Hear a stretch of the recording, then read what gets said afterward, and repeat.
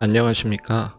하나님의 말씀이 나의 하루에 임재하는 시간, 하나임입니다. 오늘 하루도 하나님의 말씀을 통해서 우리의 목마름을 채움받는 귀한 시간 되길 기대합니다. 네, 오늘은 요한복음 11장입니다. 우리 다 같이 성경을 펴서 천천히 함께 따라 읽도록 하겠습니다. 어떤 병자가 있으니 이는 마리아와 그 자매 마르다의 마을 베다니에 사는 나사로라. 이 마리아는 향유를 주께 붓고 머리털로 주의 발을 닦던 자요, 병든 나사로는 그의 오라버니더라. 이에 그 누이들이 예수께 사람을 보내어 이르되 주여 보시옵소서, 사랑하시는 자가 병들었나이다 하니, 예수께서 들으시고 이르시되 이 병은 죽을 병이 아니라 하나님의 영광을 위함이요 하나님의 아들이 이로 말미암아 영광을 받게 하려 함이라 하시더라. 예수께서 본래 마르다와 그 동생과 나사로를 사랑하시더니 나사로가 병들었다 함을 들으시고 그 계시던 곳에 이틀을 더 유하시고 그 후에 제자들에게 이르시되 유대로 다시 가자 하시니, 제자들이 말하되 랍비여, 방금도 유대인들이 돌로 치려 하였는데 또 그리로 가시려 하나이까? 예수께서 대답하시되 낮이 12시간이 아니냐. 사람이 낮에 다니면 이 세상의 빛을 봄으로 실족하지 아니하고 밤에 다니면 빛이 그 사람 안에 없는 고로 실족하느니라. 이 말씀을 하신 후에 또 이르시되 우리 친구 나사로가 잠들었도다. 그러나 내가 깨우러 가노라. 제자들이 이르되 주여, 잠들었으면 낫겠나이다 하더라. 예수는 그의 죽음을 가리켜 말씀하신 것이나 그들은 잠들어 쉬는 것을 가리켜 말씀하심인 줄 생각하는지라. 이에 예수께서 밝히 이르시되 나사로가 죽었느니라. 내가 거기 있지 아니한 것을 너희를 위하여 기뻐하노니 이는 너희로 믿게 하려 함이라. 그러나 그에게로 가자 하시니, 디두모라고도 하는 도마가 다른 제자들에게 말하되 우리도 주와 함께 죽으러 가자 하니라. 예수께서 와서 보시니 나사로가 무덤에 있은지 이미 나흘이라. 베다니는 예루살렘에서 가깝기가 한 오리쯤 되매 많은 유대인이 마르다와 마리아에게 그 오라비의 일로 위문하러 왔더니, 마르다는 예수께서 오신다는 말을 듣고 곧 나가 맞이하되 마리아는 집에 앉았더라. 마르다가 예수께 여짜오되 주께서 여기 계셨더라면 내 오라버니가 죽지 아니하였겠나이다. 그러나 나는 이제라도 주께서 무엇이든지 하나님께 구하시는 것을 하나님이 주실 줄을 아나이다. 예수께서 이르시되 내 오라비가 다시 살아나리라. 마르다가 이르되 마지막 날 부활 때에는 다시 살아날 줄을 내가 아나이다. 예수께서 이르시되 나는 부활이요 생명이니 나를 믿는 자는 죽어도 살겠고 무릇 살아서 나를 믿는 자는 영원히 죽지 아니하리니 이것을 내가 믿느냐. 이르되 주여, 그러하외다. 주는 그리스도시요 세상에 오시는 하나님의 아들이신 줄 내가 믿나이다. 이 말을 하고 돌아가서 가만히 그 자매 마리아를 불러 말하되 선생님이 오셔서 너를 부르신다 하니, 마리아가 이 말을 듣고 급히 일어나 예수께 나아가매 예수는 아직 마을로 들어오지 아니하시고 마르다가 맞이했던 곳에 그대로 계시더라. 마리아와 함께 집에 있어 위로하던 유대인들은 그가 급히 일어나 나가는 것을 보고 곡하러 무덤에 가는 줄로 생각하고 따라가더니, 마리아가 예수 계신 곳에 가서 배웁고 그 발 앞에 엎드려 이르되 주께서 여기 계셨더라면 내 오라버니가 죽지 아니하였겠나이다 하더라. 예수께서 그가 우는 것과 또 함께 온 유대인들이 우는 것을 보시고 심령의 비통이 여기시고 불쌍히 여기사 이르시되 그를 어디 두었느냐. 이르되 주여, 와서 보옵소서 하니, 예수께서 눈물을 흘리시더라. 이에 유대인들이 말하되 보라, 그를 얼마나 사랑하셨는가 하며 그중 어떤 이는 말하되 맹인의 눈을 뜨게 한 이 사람이 그 사람은 죽지 않게 할 수 없었더냐 하더라. 이에 예수께서 다시 속으로 비통히 여기시며 무덤에 가시니 무덤이 굴이라. 돌로 막았거늘 예수께서 이르시되 돌을 옮겨 놓으라 하시니, 그 죽은 자의 누이 마르다가 이르되 주여, 죽은 지가 나흘이 되었음에 벌써 냄새가 나나이다. 예수께서 이르시되 내 말이 내가 믿으면 하나님의 영광을 보리라 하지 아니하였느냐 하시니, 돌을 옮겨 놓으니 예수께서 눈을 들어 우러러 보시고 이르시되 아버지여, 내 말을 들으신 것을 감사하나이다. 항상 내 말을 들으시는 줄을 내가 알았나이다. 그러나 이 말씀하옵는 것은 둘러서 무리를 위함이니 곧 아버지께서 나를 보내신 것을 그들로 믿게 하려 함이니이다. 이 말씀을 하시고 큰 소리로 나사로야 나오라 부르시니, 죽은 자가 수족을 배로 동인 채로 나오는데 그 얼굴은 수건에 쌓였더라. 예수께서 이르시되 풀어놓아 다니게 하라 하시니라. 마리아에게 와서 예수께서 하신 일을 본 많은 유대인이 그를 믿었으나 그중 어떤 자는 바리새인들에게 가서 예수께서 하신 일을 알리니라. 이에 대제사장들과 바리새인들이 공회를 모으고 이르되 이 사람이 많은 표적을 행하니 우리가 어떻게 하겠느냐.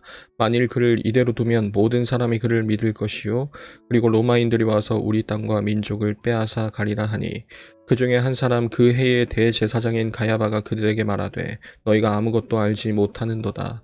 한 사람이 백성을 위하여 죽어서 온 민족이 망하지 않게 되는 것이 너희에게 유익한 줄을 생각하지 아니하는도다 하였으니 이 말은 스스로 함이 아니요 그 해의 대제사장이므로 예수께서 그 민족을 위하시고 또 그 민족만 위할 뿐 아니라 흩어진 하나님의 자녀를 모아 하나가 되게 하기 위하여 죽으실 것을 미리 말함이러라. 이날부터는 그들이 예수를 죽이려고 모의하니라. 그러므로 예수께서 다시 유대인 가운데 드러나게 다니지 아니하시고 거기를 떠나 빈들 가까운 곳인 에브라임이라는 동네에 가서 제자들과 함께 거기 머무르시니라. 유대인의 유월절이 가까움에 많은 사람이 자기를 성결하게 하기 위하여 유월절 전에 시골에서 예루살렘으로 올라갔더니 그들이 예수를 찾으며 성전에 서서 서로 말하되 너희 생각에는 어떠하냐 그가 명절에 오지 아니하겠느냐 하니 이는 대제사장들과 바리새인들이 누구든지 예수 있는 곳을 알거든 신고하여 잡게 하라 명령하였음이로라. 여러분, 어제 10장에 이어서 오늘 11장에서도 아주 유명한 예수님의 자기 계시가 등장하죠.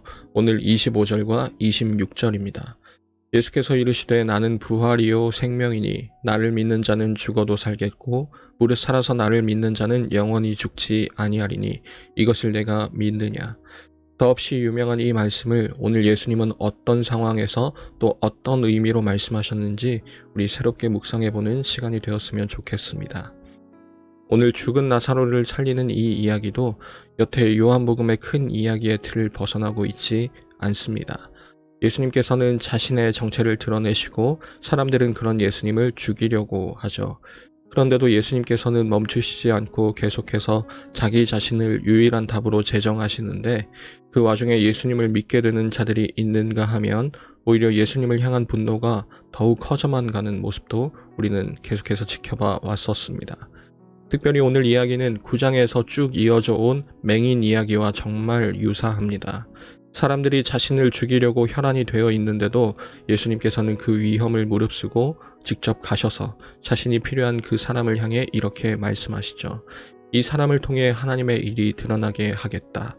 하나님의 영광을 드러낼 것이다.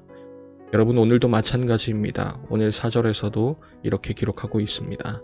이 병은 죽을 병이 아니라 하나님의 영광을 위함이요 하나님의 아들이 이로 말미암아 영광을 받게 하려 함이라. 그러면서 예수님은 제자들의 발걸음을 재촉하십니다. 여러분이 어제 10장을 읽어보아서 알겠지만 지금 사람들은 언제든 기회만 되면 예수님을 죽이려고 기다리고 있는 중입니다. 그런데도 예수님께서는 예루살렘과 아주 가까운 베다니라는 곳으로 가려고 하시는 거죠. 제자들 입장에선 예수님이 얼마나 무모해 보였겠습니까? 그런데도 예수님께서는 지금 그 발걸음을 포기하지 않고 옮기십니다. 요컨대 지금 제자들의 눈에 비친 예수님의 모습은 사랑하는 자를 살리기 위해 죽으러 가시는 분이신 겁니다. 어쨌거나 우리가 잘 아는 대로 예수님은 성공적으로 나사로를 살려내시죠. 그런데 그 전체의 이야기를 단순히 해피엔딩으로 정의하자니 지금 상황이 너무 좋지 않고 단순히 예수님을 놀라운 기적을 베푸시는 주라고 소개하는 것 치고는 불필요한 내용이 너무 많습니다. 대체 오늘 이 본문을 우리는 어떻게 이해해야 하겠습니까? 여러분, 그 힌트는 오늘 25절과 26절에 있습니다. 예수님께서 자신을 이렇게 소개하시죠. 나는 부활이요 생명이다. 그리고 마지막에 이렇게 물어보십니다. 너는 나를 믿느냐? 여러분, 이 질문을 언제 했는지 잘 살펴보았으면 좋겠고 또 그리고 그 질문의 내용도 정확하게 꿰뚫어 볼 수 있었으면 좋겠습니다. 여러분이 이 질문을 한 타이밍은 나사로를 살리시기 전에 하신 질문입니다. 그것도 나사로의 누이였던 마르다에게 이미 그 오라버니의 싸늘한 죽음을 눈앞에 두고 왜 빨리 오시지 않았냐고 예수님을 향한 그 원망이 섞인 마르다에게 질문하신 거죠. 너는 나를 믿느냐? 라고 말입니다. 지금 예수님은 이렇게 질문하시는 게 아닙니다. 너는 내가 나사로를 살릴 것을 믿느냐? 지금 네가 간절히 원하는 그것을 내가 이루어줄 분임을 믿느냐? 라고 질문하시는 게 아니라 지금 예수님은 마르다에게 이렇게 물어보시는 겁니다. 너는 나를 믿느냐? 그리고 예수님께서는 나사로를 일으키십니다. 지금 놀라운 기적이 일어났습니다. 죽었던 나사로가 다시 살아난 것입니다. 그런데 여러분, 그 기적이 일어난 후 마르다와 마리아는 어디에 집중하게 될까요? 바로 예수 그리스도이십니다. 이제 그들은 주님을 놓치지 않게 될 것이고 어떤 상황에서건 주님을 포기하지 않게 될 것입니다. 네, 그렇습니다. 맹인 때도 그러했듯이 예수님은 지금 하나님의 영광을 위한 일을 성공적으로 이뤄내신 겁니다. 단순한 그 기적을 가리키는 게 아니라 우리의 믿음을 지켜내는 데에 성공하신 것입니다. 여러분, 그런 주님께서 오늘 우리에게도 동일한 질문을 하십니다. 나는 부활이요 생명이니 너는 나를 믿느냐? 여러분은 기적이 일어나길 간절히 바라는 이 시점에서 상황의 시선을 빼앗기지 않고 주님을 바라볼 수 있길 진정으로 원하십니까? 여러분은 진정 주님만을 믿기를 원하십니까? 그렇다면 주님께서 친히 그 정답이 되어주실 것입니다. 주님께서 하나님의 영광의 일을 여러분에게 베푸셔서 우리의 눈앞에 주님을 나타내실 것입니다.